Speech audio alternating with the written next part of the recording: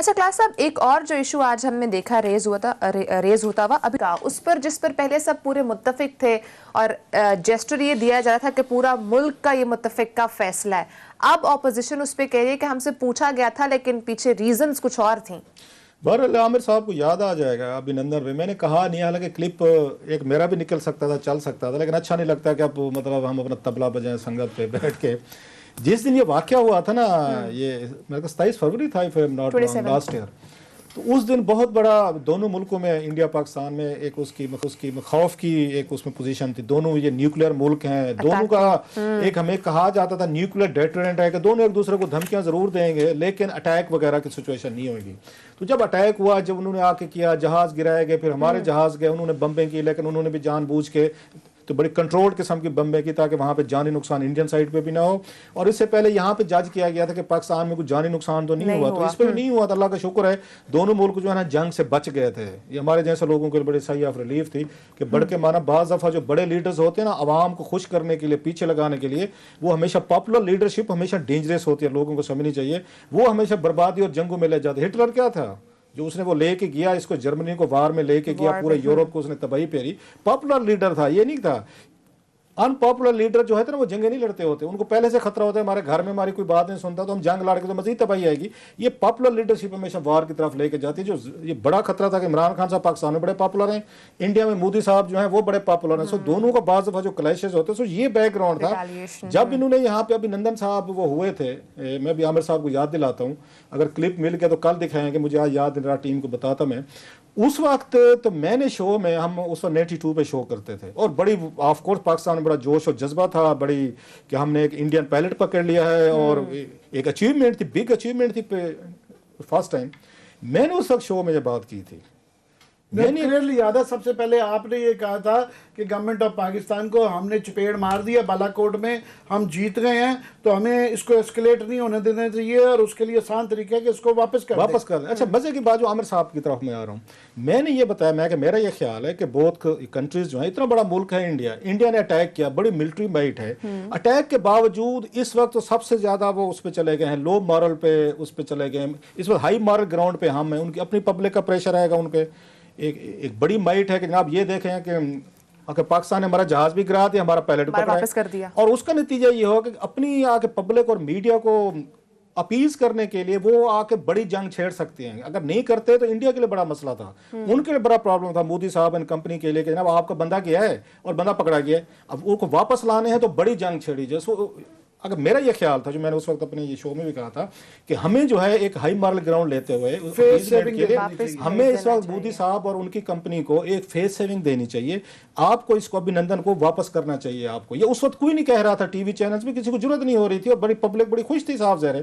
तो मेरा ये ख्याल था कि ये हमें स्टेप लेना चाहिए, इससे वार हमारी टल जाएगी। जब किसी का पहलवान आपको लड़ने आए मोहल्ले में, आप 4 में बदमाश लेके आ जाए और पतरा और आपको पता ये चले जिस बदमाश को लेके आए थे तो ना सिर्फ उसको फेंटी पाड़ के बल्कि पकड़ के आपने उसको यहाँ पे ढक भी दिया है घर पे, उसको साइड पे, तो अगली पार्टी डिमोरलाइज हो जाती है। सो मेरा भी ये व्यू था कि आपको इस वक्त उनको कर देना चाहिए।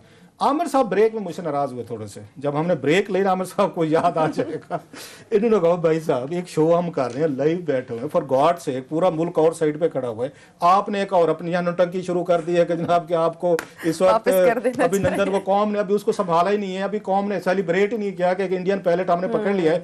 आप भी उसको कुछ थोड़े से, मैं 6 घंटे गुजरे हुए थे शायद सारे, उसी दिन की बात थी, अभी उसने कहा पूरे तरीके से ये खबर फैली नहीं है, तो आप अपना यहाँ पे अपनी दुकान खोल के बैठ के अभी मैं के सर मैं इसको बड़ी वार को आपको अवॉइड करने के लिए बड़ा जरूरी है कि आपको इंडिया को फेस सेविंग देनी पड़ेगी।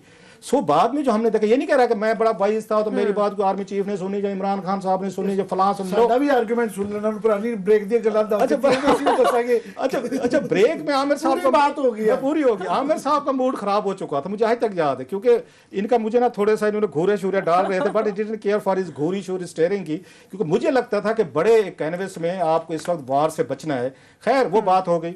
उसके बाद ये दरमियान में सऊदीज है, अमेरिकन है, इसमें यूके है, किस किस ने क्या प्ले किया, आर्मी का मैं समझता हूँ उस वक्त बड़ा समझदारी की। अब ये पता चल रहा है, ये जो नई बात सामने आ रही है कि आर्मी चीफ की मुलाकातें हुई थी इनसे, अपोजिशन से। मेरी शिकायत है एक अपोजिशन से सर, इस वक्त ये जो फैसला किया गया था जो भी था, या तो आप उस वक्त कहते कि नहीं करें भाई, पोजीशन ले लेना, मैं गलत था, अच्छा था, बुरा था, उस वक्त अनपॉपुलर सिचुएशन थी। इवन आमिर मतीन साहब की घोरियों के बावजूद टू के पोजीशन, पूरी कौम को अच्छा नहीं लगा होगा। बहुत सारे लोगों ने ट्विटर पे गालियां भी दी, इंडियन एजेंट भी हमें करार दे देते हैं, इस मुल्क में आसान है, वहां भी आसान है, इधर भी है, हमने वो भी संभल लिया। मैं फेयर एनफ, आमिर साहब ने पोजीशन नहीं ली थी उस वक्त। अब इसी तरीके से मैं पोजीशन का कहता हूँ, मौका मिल गया मैं थोड़ा रगड़ दूं इनको मैं। अब पोजीशन ने इसी तरह काम किया था। भाई साहब, आपने अगर आपको अभिनंदन पे एतराज था कि नहीं जाना चाहिए, तो जब आर्मी चीफ और आपको शाहिद कुरैशी ने आके कहा, और ये नेशनल सिक्योरिटी का इशूज होते, ये नेशनल सिक्योरिटी का इशू था। आज आप कैसे खड़े होकर कौमी असेंबली में टांट कर सकते हैं आपके अभिनंदन को क्यों रिलीज किया? It's a shame. अगर आपने पाकिस्तान के नेशनल सिक्योरिटी को बैठ के आर्मी चीफ से मुलाकात कर रहे हैं, प्राइम मिनिस्टर आ रहे हैं, वजीर खारजा आ रहे हैं, पूरे पोजीशन को एतमाद में लिया जा रहा है, आपको पूरा तनाजुर समझाया जा रहा है कि अगर हमने ये काम ना किए तो पाकिस्तान के लिए कितनी बड़ी यहाँ पे जंग हो सकती। ये अयाज सादिक साहब ये जंग लड़ते, अपने बच्चे देने के दुबई बैठे हुए हैं, अपने बच्चों को तो 4-4 कंपनीज के, ये पावर कंपनीज को इन्होंने उनको मेंबर बनाया हुआ था। ये मुल्क जो है, ये बच्चे तो इस पे आम उसमें मरने थे, आम लोगों के मरते, चाहे इंडियन साइड पे होता या हमारी साइड पे होता। उस वक्त आपको इतराज कर देना चाहिए था ना, अजाज साहब छेड़ने की क्या जरूरत थी? आपको था। आज खड़े होकर टांट देना, उसको हुकूमत को, इमरान खान को टांट करना, एस्टेब्लिशमेंट को टांट करना, जी आपने क्यों छोड़ दिया, आप डर गए थे। इट्स ए लो। ये हुकूमतें ये फिर लो हैं, फिर कल को कोई जरूरत नहीं आपको एतमाद में लिया जाए, फिर आप लोगों को सीरियस नहीं लेना चाहिए, फिर ये पीएम नवाज को सीरियस नहीं लेना चाहिए, क्योंकि एस्टेब्लिशमेंट के साथ लड़ाई चल पड़ी है। आर्मी चीफ और आपके DGISI के साथ तल्लुकात खराब हो गए, जुबैर साहब का मिन्नत तरले का कोई नतीजा नहीं निकला, आप यहाँ खड़े होकर कौमी राज ये बहर करने आ गए। तो इस मामले पे जो भी लोग कुछ कहते हैं, I am with the government, I am with the establishment के इन्होंने जिस तरीके का अभिनंदन वाला इसको इशू को इन्होंने अपील किया, लो किया और दोनों मुल्कों के दरमियान जंग को टाला। अब आमिर साहब जो है ना, अब मेरी आप क्या कह रहे थे उस टाइम ब्रेक में? मैं ये एक आर्गुमेंट था जो कि आज भी है और ये हिस्ट्री ने भी प्रूव किया है, और ठीक है अपीसमेंट वाली अपनी जगह, पर इंडिया ने जो अभिनंदन तो हमने 12-14 घंटे बाद छोड़ा ना, उसके बाद जब उनका यहाँ अभिनंदन साहब का जहाज गिर गया, तो जो रिटेलिएट नहीं किया था कि उन्होंने रियलाइज कर लिया था, और ये बाद में प्रूव भी हो गया कि उनकी टेक्नोलॉजी और उनकी एयरफोर्स हमारे से बहुत पीछे थी।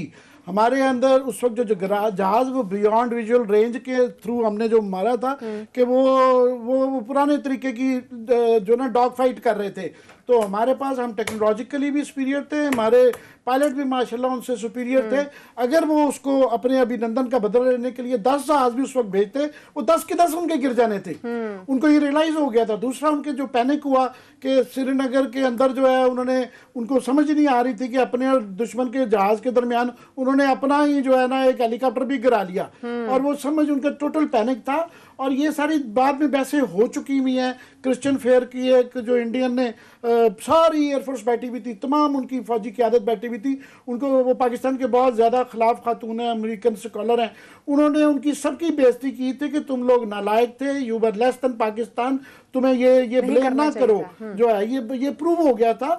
तो वो हमारा टेक्नोलॉजिकल सुपीरियरिटी और एयरफोर्स की, पाकिस्तान एयरफोर्स की सुपीरियरिटी थी, जिसकी वजह से डिटर हमने किया था। हाँ, ये पॉलिटिकल जेस्चर से थोड़ा सा फर्क पड़ गया, पर आज मैं ज़रूर कहना चाहूँगा कि आज जो है, मैं कल हरसों जिक्र किया था, ये जो बीका का इंडिया का जो एग्रीमेंट हुआ है अमेरिका के साथ, वो सुपीरियरिटी हमारी अब चैलेंज हो गई है कि वो इतनी ख़तरनाक चीज़ है कि उन्होंने गाइडेड मिसाइल्स और गाइडेड वो सारे जहाज़ों को सिस्टम करने का एक पूरा जोग्राफिकल जो है ना एक वो क्लाउड बनेगा, जिसके अंदर वो चाइना की भी पूरी बॉर्डर की अंदर की के कौन कहाँ पे वो है, वो इस वक्त दुनिया का सुपीरियर तरीन सिस्टम है, वो उन्होंने ले लिया है।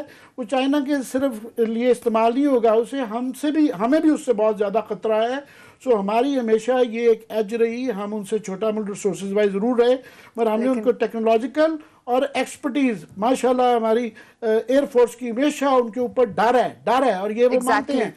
तो वो अब जो है, अब ये चैलेंज है, तो हम ये अपने बड़े डोमेस्टिक सियासत के अंदर फंसे हुए हैं, हम उस पर गौर नहीं कर रहे हैं। मोस्ट प्रॉब्ली हम एक पूरा इसके ऊपर प्रोग्राम करेंगे कि कोई हमारा मीडिया उसको नहीं कर रहा, वो बड़ी खतरनाक डील है, उसके बड़े रिप्लिकेशंस है पाकिस्तान के लिए।